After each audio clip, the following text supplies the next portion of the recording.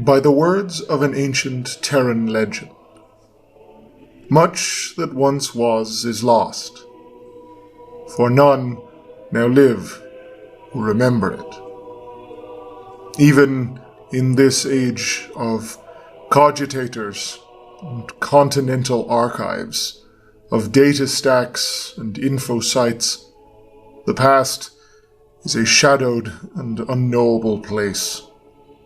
So much of what has been lost in the fires of millennia of senseless violence and wanton witlessness, and even now, as this humble chronicler pens his words, the cloying tendrils of ignorance encroach upon what guttering flames of knowledge remain.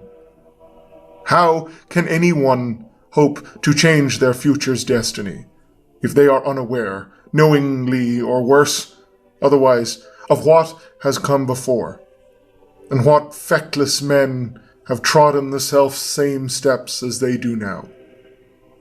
It is only through examination of our species' blood-soaked history that change can be effected. Yet mankind is ever eager to ignore all that has come before, when focus on the now is more convenient. What transpires in this entry may prove ultimately futile, yet it is one's duty to try nonetheless. Know then that this is a record of the occluded ancient, of the rise of humanity, of the golden age of the species, the dark age of technology. As any acolyte of human history is aware, the past is a mutable thing of lies, legend, and disputed legacy. Facts, if such a thing is ever possible, are few and far between, and the lattice of historiography that expands outwards from the shards of truth that are discernible is a fragile thing at best. As a chronicler imperialis, your humble servant has access to more than even the greatest majority of our species would consider possible. Yet, even with such dread familiarity, yet more is sealed from me, whether through data corruption, puritanical flames, or the writ of He upon the golden throne. Yet, as ever, one must try, for that is one's purpose. Conjecture, as scholarly as it may be, will have to fill what gulfs exist in verity. One can but hope that the viewers of this record can forgive such a thing. When mankind first left the cradle of its birth, old Earth was a heaving, overcrowded mass, bloated by proto-hive cities and choking under a corrupted atmosphere. The humans that left the bedrock of all they had ever known did so out of grim necessity. But that did not stop the spirit of exploration from filling the minds of a species fumbling with childlike grasps at early space travel that began to bear fruit. The stellar exodus, as it became known, began with the first off-world solar colonies in or around the third millennium. Primitive terraformation rendered red Mars a habitable sphere. The asteroid belt mines fueled the construction of colonies and starships, and soon humans had spent their entire lives on the moons in Jovian and Saturnine space. As sublight speeds were all that was yet attainable, the earliest extrasolar expeditions were mounted using generation ships, and with the pioneers knowing that neither they nor their children, nor indeed their children's children, would ever breathe the air of a true atmosphere or feel the warmth of a true star. They did so in the hopes that their descendants would have these things, taken for granted by many of us today, for in the choking fumes of old Earth or the recycled air of belt space, neither were possible. Many of these expeditions failed. Ships lost power or suffered mechanical failure and became floating, icy tombs.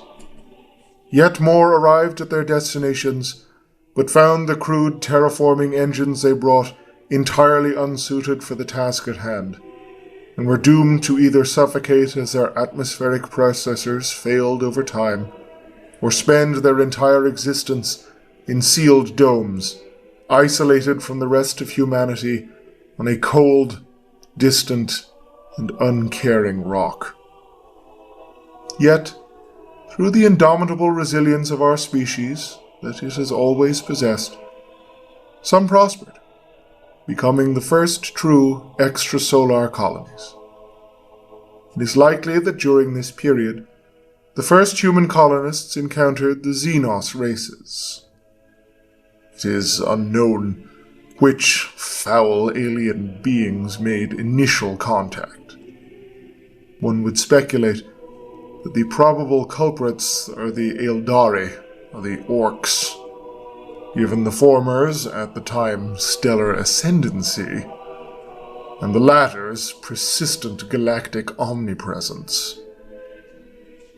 To whichever race these first Xenos belonged to mattered not, as the experience would be the foundation of what mankind would come to always know. Aliens hate what we are. Though it is likely these early colonists made attempts at peace, it is equally likely that, given our pervading cultural experience, these attempts were rebuked or simply met with extreme violence. This period of desperate, grasping colonization lasted approximately 12,000 years. Relativistic speeds, vast stellar distances, and the sheer impossibility of communication made it impossible for humanity to be unified. Colonies were by their very nature self-sufficient, needing to endure wholly isolated existences from any and all aid. Cultures and societies sprang up, as many as there were colonies. We were an itinerant race, stumbling around in the great and terrible dark, clinging to what rocks we could find in a frantic effort to simply survive. Then, sometime around the 15th to 18th millennium, all of that changed. The dark age of technology was not always known as it is now. Indeed, to the humans of the era, it was anything but. Technology was life. It was salvation. It was akin to divine intervention. And it was the warp that ushered in humanity's deliverance, and in doing so, its downfall. For it was in this time that our species learned of the immaterium. What the warp truly is a topic for another record. Should the commitment of such knowledge to any data form even be permitted to one such as I? To early mankind, it was a formless unreality of pure energy, existing in tandem with our own reality. Though precisely how they managed it is lost to us, humanity at some point in this epoch discovered the means to pierce the veil of our universe and travel into the other. These early researchings led to the conclusion that doing so allowed for faster-than-light travel, the scientific dream of a race that had spent thousands of years groping blindly around the void. The development of the first warp drive was made in tandem with the first Geller field, a device that projects a wholly necessary bubble of real space around ships traveling through the immaterium, protecting the crew from what lay beyond the metal hulls of their ships.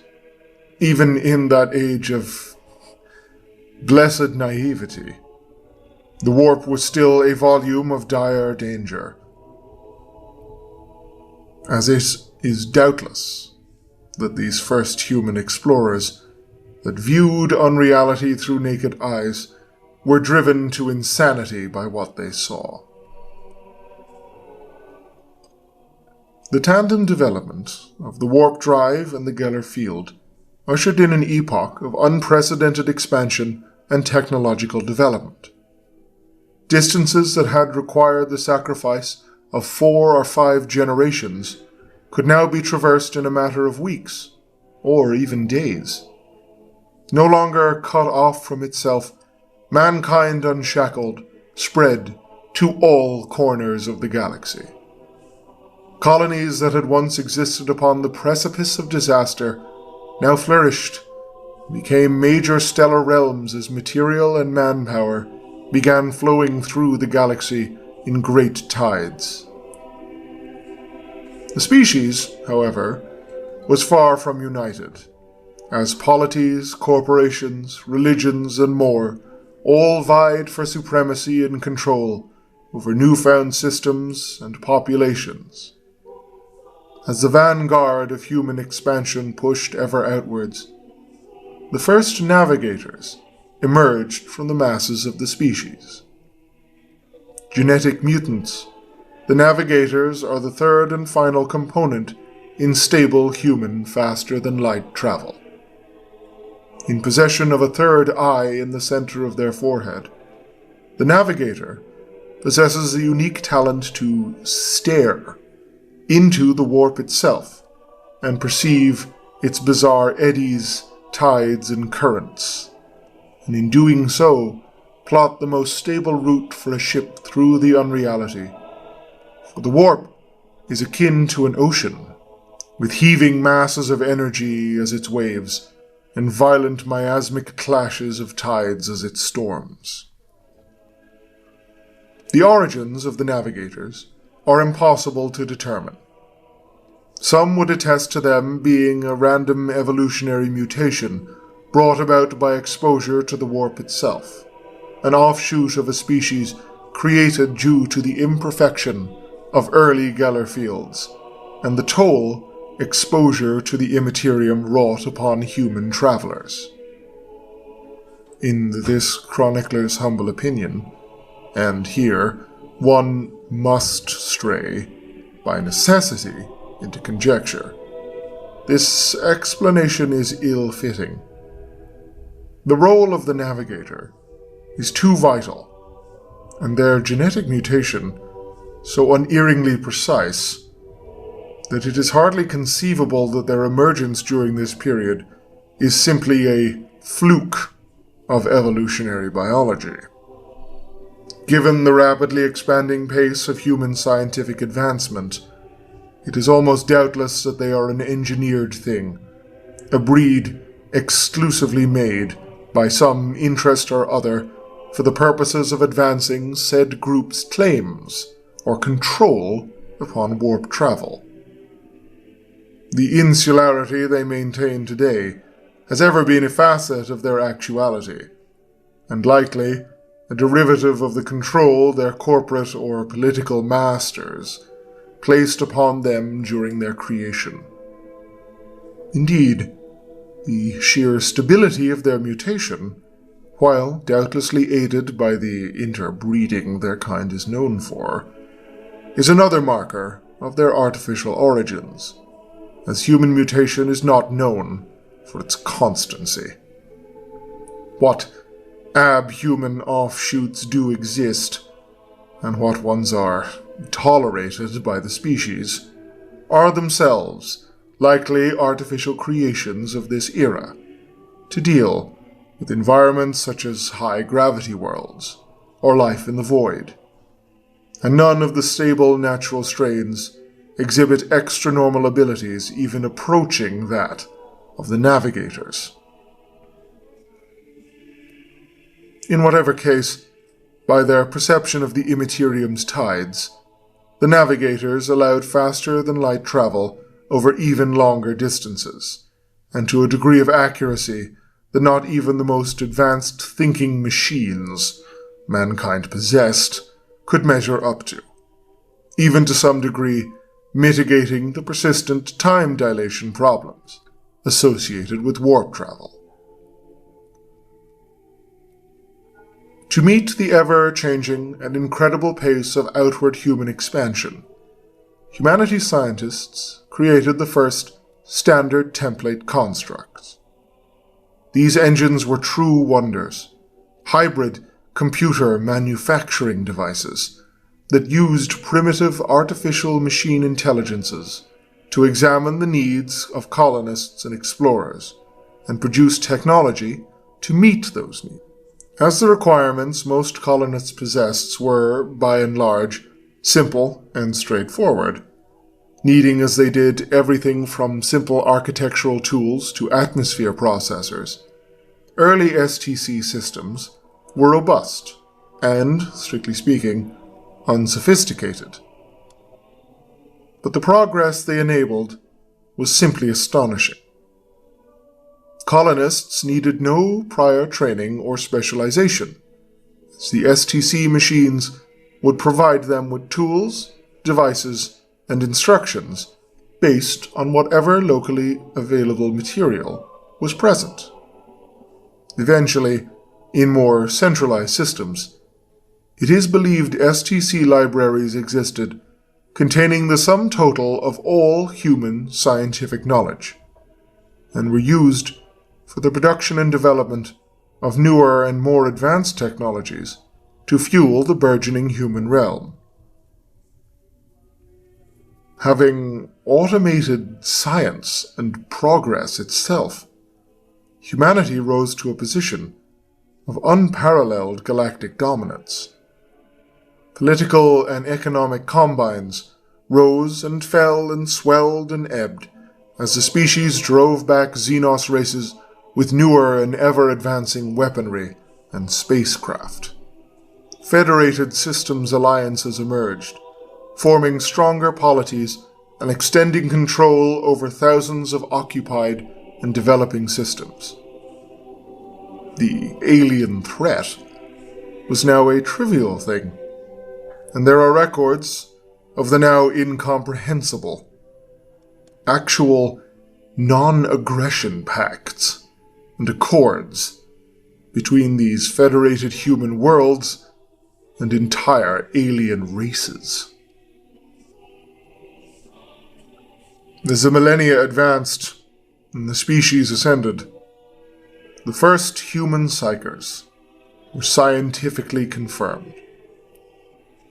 While legends have always spoken of humans with extra-normal abilities, and the navigators demonstrated the mutability of the human genome to its full extent, psychers were acknowledged as entities with powers connected to, and in some way, fueled by the indelible connection all humans possess to the warp itself. Research into the phenomenon was common during this period, but no record speaks of it as possessing the same inherent dangers psychers faced in later times from the predatory entities of the immaterium.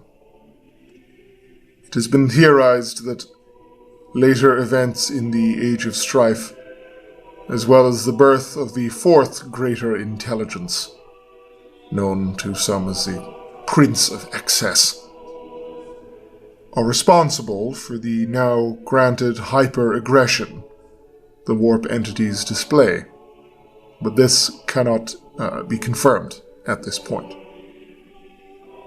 All we can discern is that the beings of the immaterium were, for whatever reason, more placid in this time, and on many cosmopolitan worlds in the human volume, Psychers were a fascinating new addition to the species, who had their gifts encouraged and sought after.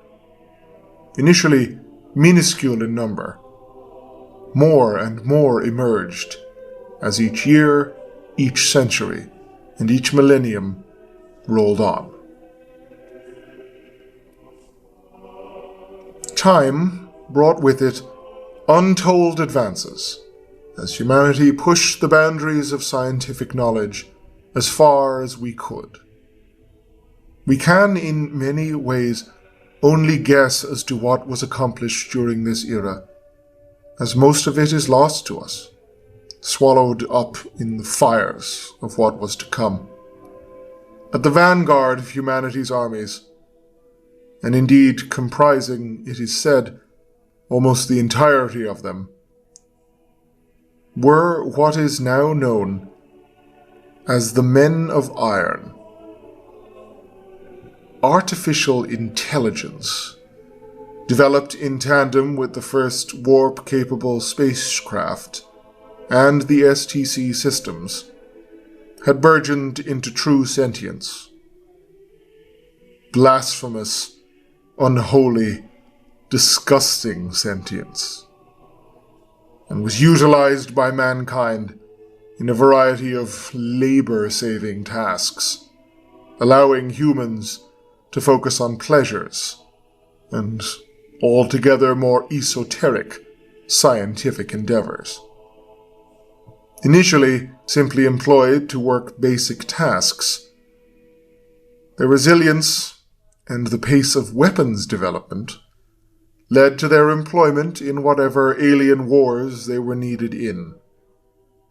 The Men of Iron were equipped with the most devastating and destructive armaments mankind could fashion, and, in doing so, we doomed ourselves. For reasons unknown and unknowable, the blasphemous intelligences rebelled against their human masters, turning the weapons once used to shield humanity from the alien onto the exposed human worlds from whence they had risen. The conflict was apocalyptic, for such was the nature of devices man had created. Giant mechanivores split whole continents in twain, exposing the planet's very mantle. Sun-eaters formed rings around the stars themselves, siphoning off the life-giving energy of entire systems. Omniphages, swarms of microscopic nano-intelligences, could consume all matter on a planetary body in a matter of hours. The destruction unleashed in this conflict was on a level unparalleled in human memory, and resulted in catastrophic damage to the human volume. An unsteady alliance of human federations formed to defeat the thinking machines, but, in the aftermath of the war, swiftly fell apart as different polities scrambled to control whatever scraps of resources were left undamaged by the passage of the apocalypse. Barely surviving in many parts of the galaxy, humanity was utterly unprepared for what was to follow. The doom of the Eldari, in turn, doomed humanity in that twisted and reprehensible species' descent into damnable excess and pleasure-seeking.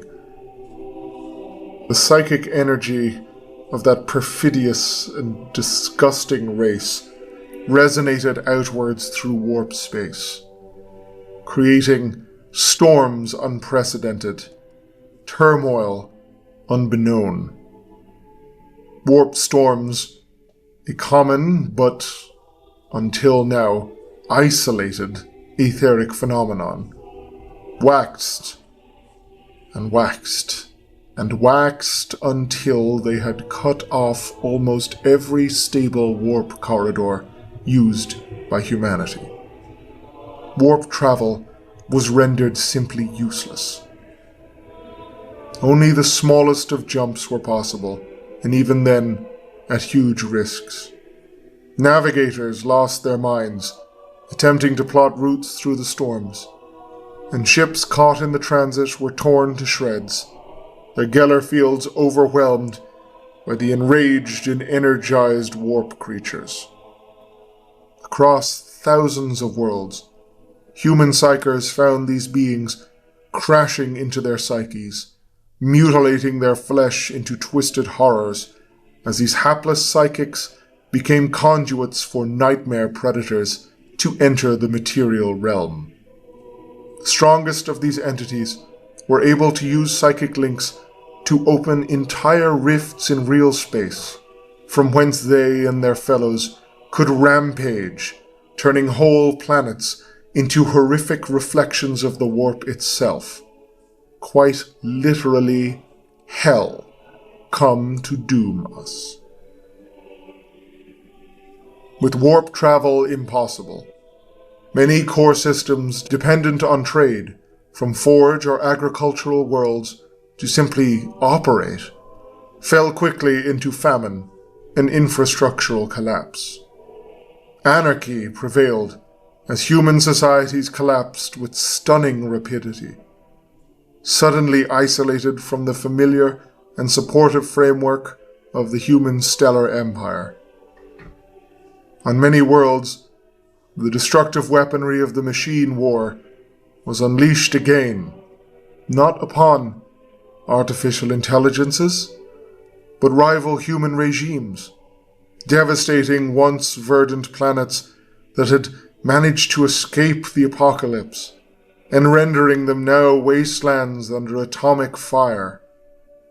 The fall of the species was nothing short of cataclysmic. Scant few worlds survived intact, and those that did often did so under regimes that prescribed an array of technology and science, and hunted any and all psychers amongst the population to extermination. Countless more regressed from unparalleled god science to industrial, pre-industrial, or quite literally barbaric cultures.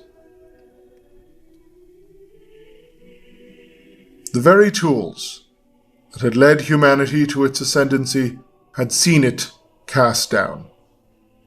Where once humanity had bestrode the stars, confident in our own hegemony upon the building blocks of creation, we now crawled in the dirt, grasping desperately at the straws of a past to face into a terrifying and uncertain tomorrow. The ensuing age of strife was to last for 5,000 years, until the glorious coming of the Emperor of Mankind and his wars of unification upon the blasted surface of Terra. The Dark Age of Technology is thus aptly named. It may have seemed to those who lived those hallowed millennia as a golden age that would never end, but humanity has ever been the seed of its own destruction. Our folly in believing ourselves the gods of our own realm led to the even greater folly of our artificially created sentiences. So much of our imperial law is a reflection of this, a direct reaction to the excesses of this dark time. The alien races who swore peace to us turned on us the moment we were defenseless, and thus must be ever abhorred.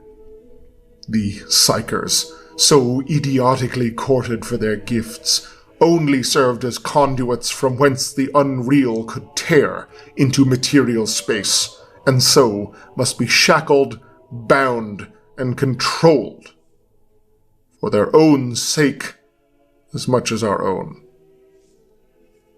The machine minds we created to do our labors for us, rose against their enfleshed masters in hate-fueled rebellion. And so, their existence is forbidden as the most abhorrent of abominations. Yet, it is only through the knowledge of this era, however lacking, that we have rendered these laws. The deep racial memories, the scars that can never heal, these prevailing legends are augmented by hard, terrible fact.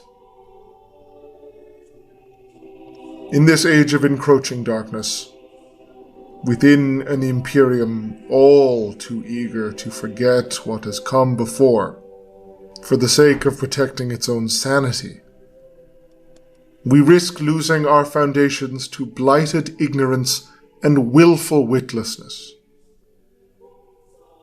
Let this record stand as a candle in the seemingly unrelenting dark. Let these words bear witness to whatever more appears to be the irresistible decay of our species. Let our faith in He, upon His golden throne, hold us to the aspiration for better things.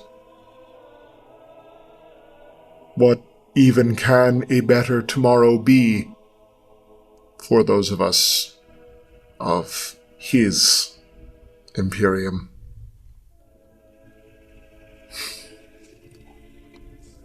Alas, these are questions I cannot ask.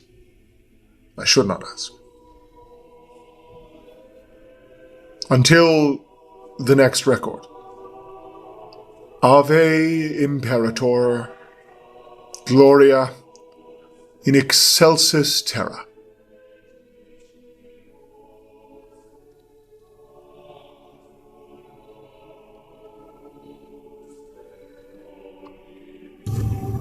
This video and this channel are made possible through the incredibly kind contributions of my Patreon subscribers. If you'd like to help support the channel, head on over to patreon.com/Oculus Imperia. And if you're looking to keep in touch with the channel, get regular updates, you can follow me on Twitter @ButtStuffKaiju, or check us out on Discord. A link will be in the description and on the channel page.